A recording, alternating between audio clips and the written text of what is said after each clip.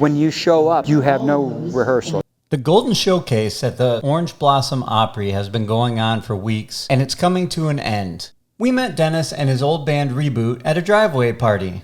He's in the semifinals now, so we decided to sit down with him and see what's going on. It's a 6-week contestants, 30 and over. DJ Malone, or Dennis, sat down with us to talk about his experience and what actually brought him to this point. You perform against other contestants. You get a song list that the Orange Blossom Opry band can play of about 300 songs, and you pick out 3 of them. You just send them the 3 that you want and in the key that you want to perform it in. There's a lot of singers may have to change the key a little bit. The band basically then kind of puts their playlist together, and then when you show up, you have no rehearsal. You just hope you gave them the right key, and then you just get up there and perform. They're a fantastic band. I mean, they play the song just like the artist does, so it helps the singer. They don't really have, if they practiced enough, because you don't have an iPad, you have no written music in front of you. And yeah, so I'd seen this a couple of years ago. They've been doing it for a couple of years now, but they were opening up to all ages. And I saw that, and in fact, I wondered, well, you get the younger, like, teenagers, pretty young girls or something like that. They dress up and everything like that, and they got a cute voice.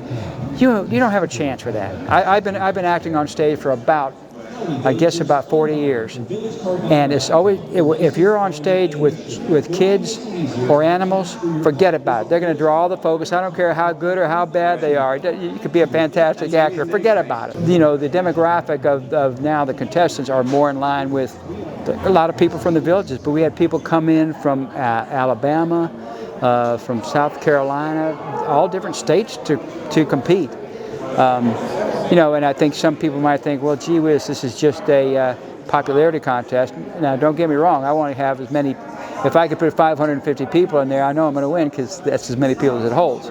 But it's all about the performance. It's more than just singing the song. You have to put some life into it, and that's really, I think, what, in my situation, just my years of acting, doing musical theater, has helped me a lot by being able to kind of put more into it than maybe somebody that's a really good singer, maybe better than me, and that's okay. But they're looking for somebody that's got the overall performance.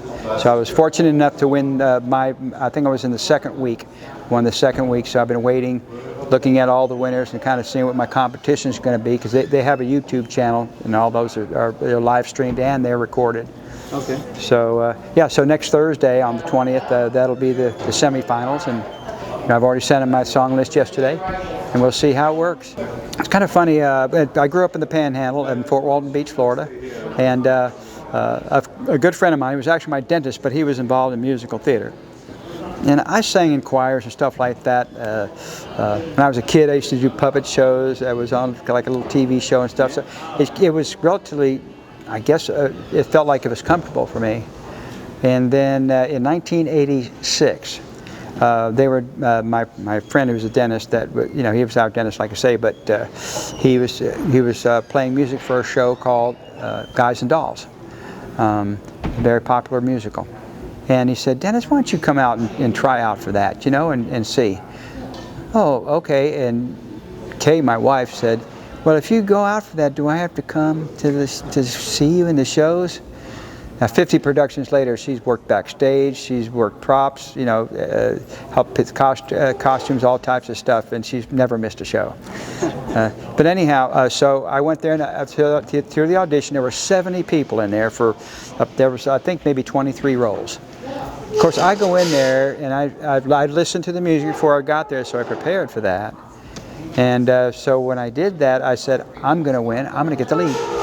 I had no experience at that part of the deal at all. And these people that were trying out for those parts, I mean, one guy was in Tops and Blue for the Air Force, and so he was very good. He and I are like really, really close friends after this many years. We've done many shows together. And then once I did that show, I was hooked. I really was. I mean, Scott, after that, it was just, I started doing at least 1 or 2 or 3 shows a year. Yeah. And then I branched out. We did some individual productions, that were produced by or written by some of our local people there. Performed that as a professional group for a while. And then they opened up the Mattie Kelly Arts Center in Niceville, Florida, in 1997, $25 million theater, 1,600 seats. I mean, state of the art. It was absolutely great. And the first show they did there was Man of La Mancha. I got the part of Sancho. He's like the sidekick for Don Quixote. And that was fantastic. The last show they did there as a school production that actually people from the community around surrounding communities could actually audition for was Les Miserables. And that was, we did that 2000 and, gosh, I guess the last one would have been 2010 or 12. Anyhow, that was the last show that the school did. They've got touring companies that come in. So when I moved here to the Villages, I wanted to be connected. 3 years ago, I wanted to be connected. So I went and called the directors for, I think it was Sound of Music. So I said, I don't need a big part right now. So I got a little part as a waiter. And then we did, after that, we did the Spam-A-Lot. So I got to play Patsy, the guy with the coconuts and the thing on his back. And then we did Spam-A-Lot. I mean, no, a funny thing happened on the way to the Forum. That was the last one. That was last year. And so I played Hysterium in that one. Okay. But I've had a band. I formed a band here when I got here, called Reboot, and it got really, really popular pretty quick. And unfortunately, that band's not together right now. I got a feeling everybody was a little bit tired, a little bit burned out, and of course, they want to live the lifestyle here. And you brought your food truck there so many times. It was fantastic, and that was all part of it. But we would draw some pretty big crowds. Actually, March 5th will be 3 years. Oh wow! Mm-hmm. So were you doing reboots? And how long till you were doing reboot? We May of 22, so okay. It was almost 3 years. Okay. Well, yeah, we did. I counted them up. We probably had 40 or 50 gigs. Most of them were driveway parties. We did some in the rec centers, yep. Yeah, I just started when I moved here. I kind of put my little Bose system out in the driveway and just started playing. My sister and my wife were the only two people in the driveway. By the end of the day, there were 20 people there. It was a brand new neighborhood in Hammock at Fenney. It was a brand new neighborhood at that time. And I go, well, what's this? I had a band up north, and we were together 5 years. We could never get that many together, so the community here is just amazing. At this time, I'm a solo entertainer. I am,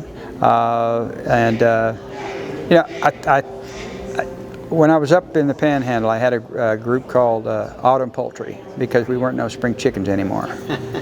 And we produced an album. It's on Spotify. It's called First Crack, and they were became great friends. But then I moved away, so they have another guy that's their lead singer now. But in any case, I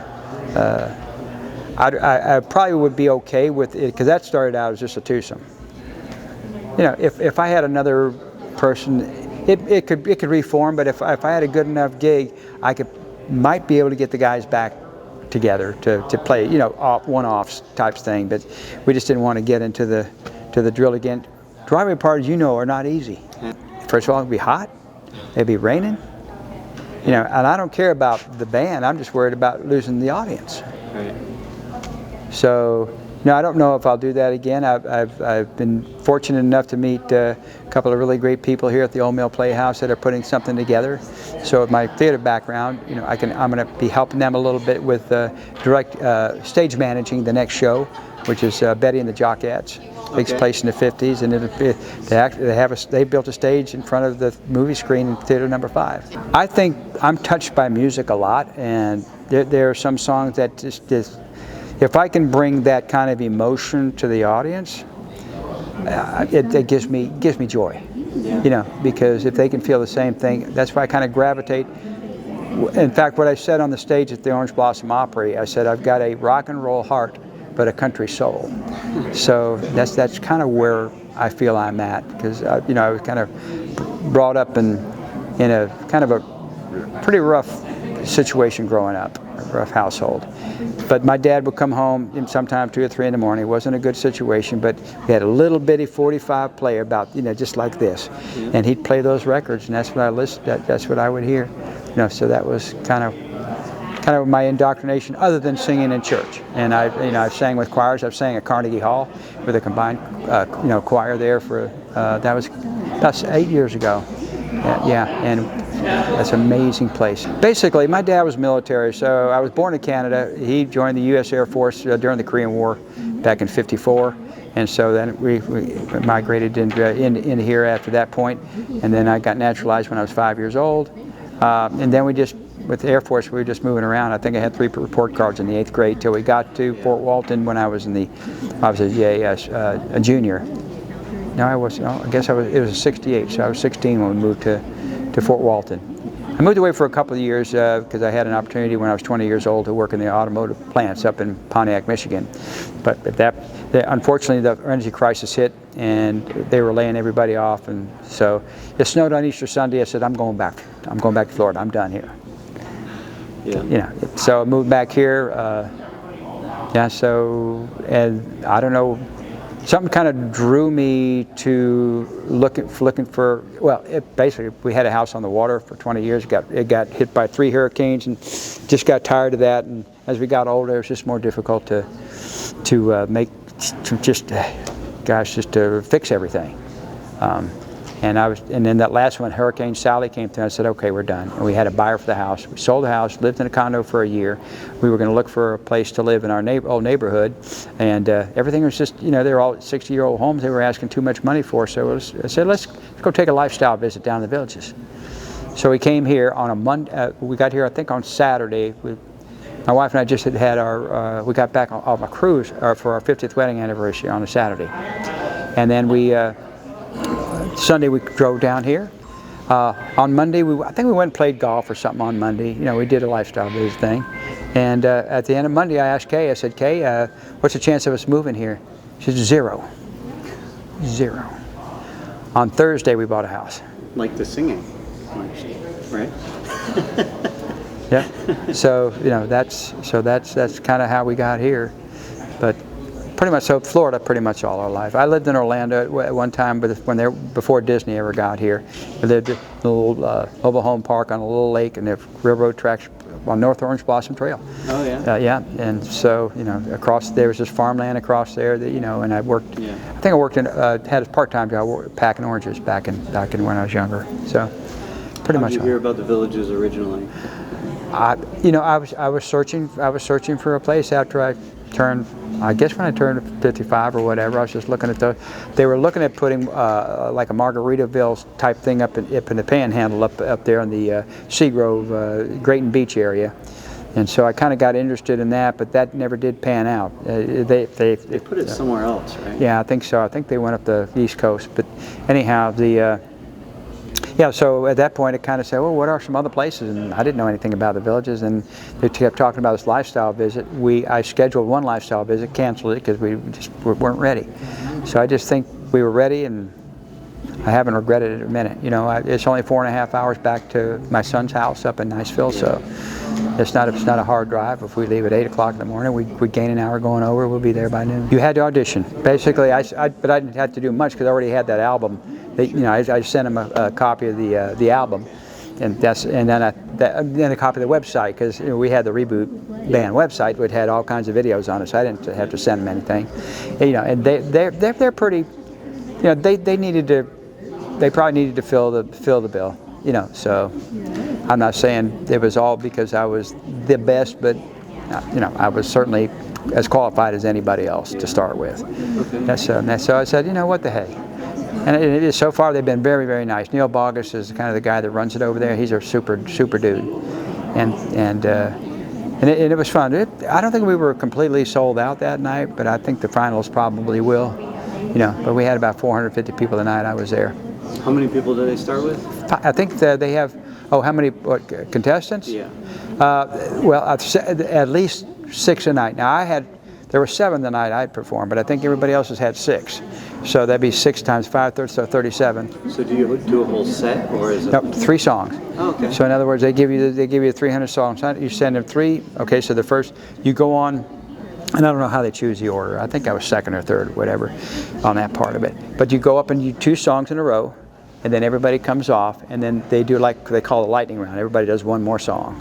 Oh, okay. And then the Opry band gets up there and plays while the audience is making they have ballots. So they put the ballots in the box and they're counting the ballots while the other group is playing. And then once you win, then they ask you, to sing one more song with them. About as fair as it can get, I think. And I think a lot of people. It's not necessarily that much of a popularity contest. If you're coming from Alabama, how many people could you have there following you? You can't. It's not like they can vote online. Right. So I think if you feel like you've done the best performance, and a lot of people told me, Dennis, you performed the best, blah blah blah. So will you have 6 contestants again next week? I'll just have 5 because there was 6 weeks as a winner. Each week had 1 winner, so there'll be 6. 5 other people. Yeah, 5 others. Okay. And like I say, until tomorrow, once that tomorrow night is done, because it's streamed online on YouTube. Okay. So soon I'll know who I'm up against, because I can go back and look at all of the contestants now. And see what I got up against. I've already given my song list, so I'm kind of locked into that. Although I think I could probably change it, but I want to make sure that I know if I change it, I want to make sure I know what I know what everybody else has already performed. So I'll know tomorrow night what everybody else has chosen for their songs. Gotcha. I don't want to do those over again. Yeah. So will you just sing, or will you be out there playing? I'll have my guitar. I'm not plugged in. They don't plug in because I think I don't know, probably just too hard to set the levels and could be too many. But it helps me have something in my hand, because during the instrumental breaks, what are you going to do? Right. I mean, I'd rather just be playing. Yeah. Because then I can interact with the band, and that was one of the things I think helped me, because I really got into the band. Yeah. So a lot of those people probably aren't used to singing with bands. They sing karaoke, or they do stuff like that. All right. Great. Well, that's it. All right, Scott. All right. Hey, Thanks. Thank you, brother. Thanks a lot. Okay, we'll see you soon, I'm sure. Yes, sir.